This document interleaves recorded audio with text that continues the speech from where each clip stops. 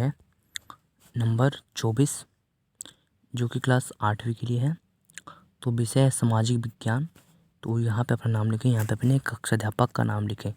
तो ये आज का वर्कशीट आया है 21 दिसंबर 2020 के लिए, जो कि क्लास 8th के लिए है। तो चलिए शुरू करते हैं आज का वर्कशीट। तो सामाजिक, तो यहाँ पे आपको सामाजिक राजनीतिक जीवन पाठ नंबर 7 है। तो आसियाकरण की समझ, तो आज हम पढ़ेंगे आसियाकरण की समझ। ठीक है, चलिए शुरू करते हैं। तो आसियाकरण, यहाँ से आसियाकरण जब कोई व्यक्ति, समूह या समुदाय के लोग समाज के अन्य लोगों से अपने आप को बेहतर समझते हैं और समाज को बेदखली एहसास महसूस करते हैं, तब ऐसी अवस्था आसियाकरण की अवस्था हो सकती है।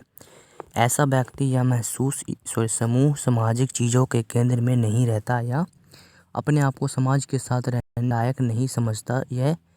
यह असमान करता है कि उनका व्यवहार अन्य लोगों के साथ सही नहीं है या और लोग उनको अपने आसपास पसंद नहीं करते। समाज का यह तबका जो समाज में ही सामाजिक, आर्थिक, राजनीतिक आदि भागीदारी से वंचित रहे वाला वर्ग बन रह जाता है।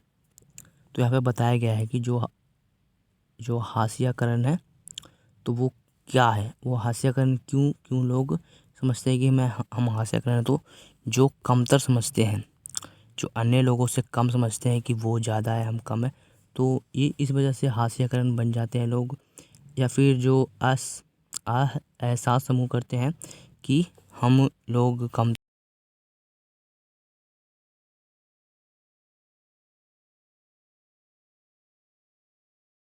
तर हैं, वो सामाजिक, आर्थिक, राजनीतिक भाग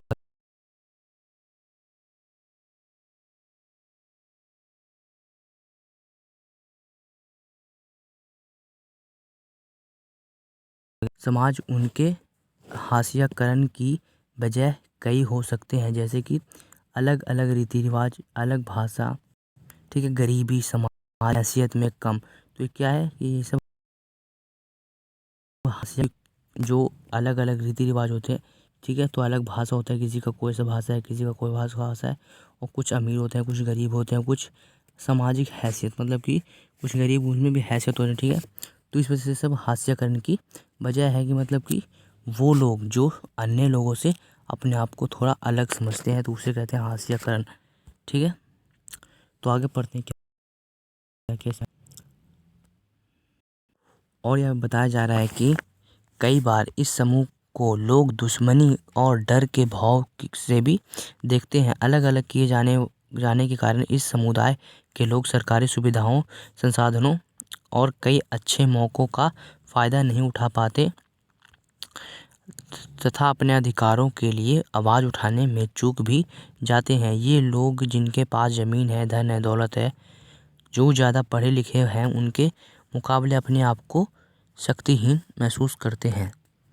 ठीक है, तो कई बार जो समुदाय के लोग हैं, सरकारी सुविधाओं, संसाधनों से अच्छे मौके का फ़ायदा नहीं उठा पाते और जो अधिकारियों के आवाज़ उठाने में चूक जाते हैं, या फिर जिनके पास अधिक ज़मीन है, अधिक धन है, दौलत है, ज़्यादा पढ़े लिखे हैं, तो उनके मुकाबले अपने आप को शक्तिहीन महसूस करते हैं।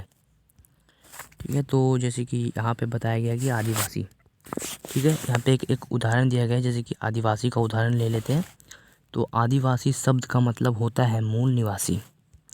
क्या इसका मतलब होता है? मूल निवासी, यानी ऐसा, यहाँ पे यानी ऐसा समुदाय जो जंगलों के साथ जीते आए हैं और कई जगह आज भी उसी तरह जी रहे हैं। ठीक है, तो भारत के कई राज्यों से मिलकर लगभग 8% आबादी आदिवासियों की है। ठीक है, आदिवासियों अपने पुरखों के गांव प्रकृति की उपासना करते हैं। प्रकृति में पवन, नदी, पशु आदि को अपना निवास स्थान मानते हैं। हमने किताबों और फिल्मों में आदिवासियों के स्वरूप को देखा होगा। वह रंग बिरंगे कपड़े पहने सिर पर मुकुट लगाए कई दिखाई, मतलब कि मुकुट लगाए दिखाई देते हैं। ठीक है, आदिवासियों के लिए यह धारणा बनी हुई है कि आगे नहीं बढ़ना चाहते, बदलाव या नए विचारों से दूर रहना चाहते हैं।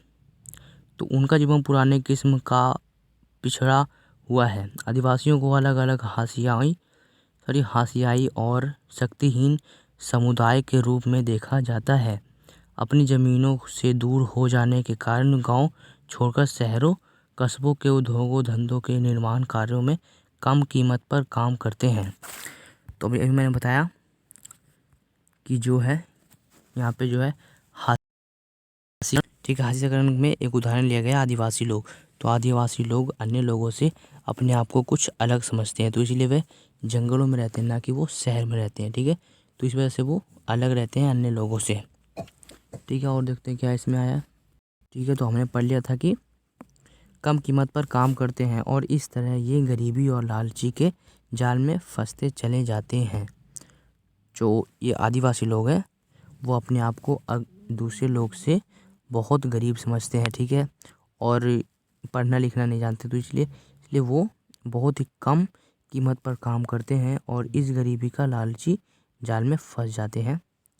ठीक है, जो दूसरे लोग होते हैं जो आदिवासियों का फ़ायदा उठा लेते हैं और जाल में, मतलब कि लालच के जाल में फंसते जाते हैं और वो गांव छोड़कर शहरों और कस्बों को धागों में धंधों में निर्माण कार्यों में कीमत पर काम करते हैं। जैसे कि कोई शहर, ठीक है, मान लिया ये शहर है, ठीक है, तो इसके आसपास कुछ आदिवासी लोग रहते हैं, तो यहाँ से पढ़े लिखे लोग गए आदिवासियों लोगों के पास। तो जो पढ़े हुए लिखे हुए लोग थे तो उन्हें बोला कि आप इस उद्योग इस धंधे में काम करो, हम पैसे देंगे। मगर वहाँ पे जो जो आदिवासियों लोगों को पैसे दे रहे थे वो बहुत ही कम कीमत पर थे। ठीक है, तो इस गरीबी और लालची के जाल में फंसते चले जाते हैं कौन, आदिवासी, या फिर यहाँ पे लिखा गया था हाशियाकरण, लोग फंसे जाते हैं। ठीक है, तो इस यही बात इस वर्कशीट में अच्छे से समझाया गया है। तो आगे देखते हैं कुछ क्रियाकलाप है कि अपनी समझ के अनुसार इन आदिवासी व्यक्तियों का चित्र बनाइए। तो आपको यहाँ पे कोई चित्र बना लेना है आदिवासियों में। जैसे कि यहाँ पे बताया गया है कि उनके सर पे मुकुट होता है, जैसे कि इस चित्र में आपको दिख रहा होगा कि इनके सर पे मुकुट है और ये बहुत कुछ अजीब तरह के कपड़े पहनते हैं ढंग के, और इनके हाथों में कुछ ना कुछ होता है ये। ठीक है, तो और ये बहुत तरह के कपड़े पहनते हैं, रंग बिरंगे कपड़े पहनते हैं, सर पे मुकुट होते हैं और बहुत कुछ है। तो आपको भी इसी तरह से चित्र बना लेना है। तो अब देखते हैं इसके क्वेश्चन आंसर। प्रश्न नंबर 1 है कि हाशियाकरण किसे कहते हैं। ठीक है, तो हाशियाकरण वो होता है जो अन्य लोगों से अपने आप को कम समझते हैं। ठीक है, तो यहाँ से उत्तर लिख देंगे, यहाँ से लिखेंगे, यहाँ से लिखेंगे कि यहाँ तक। ठीक है तक। ठीक है, तो क्या लिखना है कि हाशियाकरण जब कोई व्यक्ति समूह या समुदाय के लोग समाज के अन्य लोगों से अपने आप को कमतर समझते हैं और समाज से वे दखली से महसूस करते हैं, तब ऐसी अवस्था को हाशियाकरण की अवस्था हो सकती है। ठीक है, तो हो जाएगा हमारा प्रश्न नंबर 1 का उत्तर। ठीक है, मैं इसको दोबारा समझा रहा हूँ आपको, जरा ठीक से समझिएगा। ठीक है, ये आपके क्वेश्चंस है और इनके आंसर ये रहे। तो यहाँ से लिख देना है तक। ठीक है, ये आपको पूरा लाइन लिख देना है ध्यान से, बस आपका 2 लाइन है, 2 लाइन आपको लिख लेना है। ठीक है, अब देखते हैं प्रश्न नंबर 2 क्या है। तो प्रश्न नंबर 2 कि हाशियाई लोग समाज से अलग अलग क्यों रहते हैं, अलग थलग क्यों रहते हैं। तो इसका आंसर क्या आएगा, देखिए। सो डियर स्टूडेंट्स, हमारा प्रश्न नंबर 1 का उत्तर यहाँ से हो जाएगा कि हाशियाई लोग समझते हैं कि उनका व्यवहार अन्य लोगों के साथ सही नहीं है।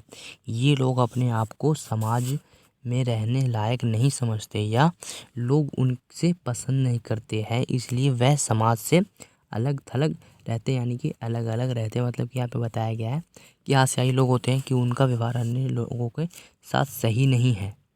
ठीक है, ये लोग अपने आप को समाज में रहने लायक नहीं समझते। ठीक है, या लोग उनको पसंद नहीं करते, इसलिए वह समाज से अलग अलग रहते हैं। तो ये हमारा प्रश्न नंबर 2 का उत्तर हो जाएगा। So dear students, please subscribe the channel. नीचे में सब्सक्राइब बटन दिख रहा होगा, आपको सब्सक्राइब कर लेना है और इस वीडियो को एक लाइक कर देना है और अपने दोस्तों और ग्रुप्स में शेयर कर देना है।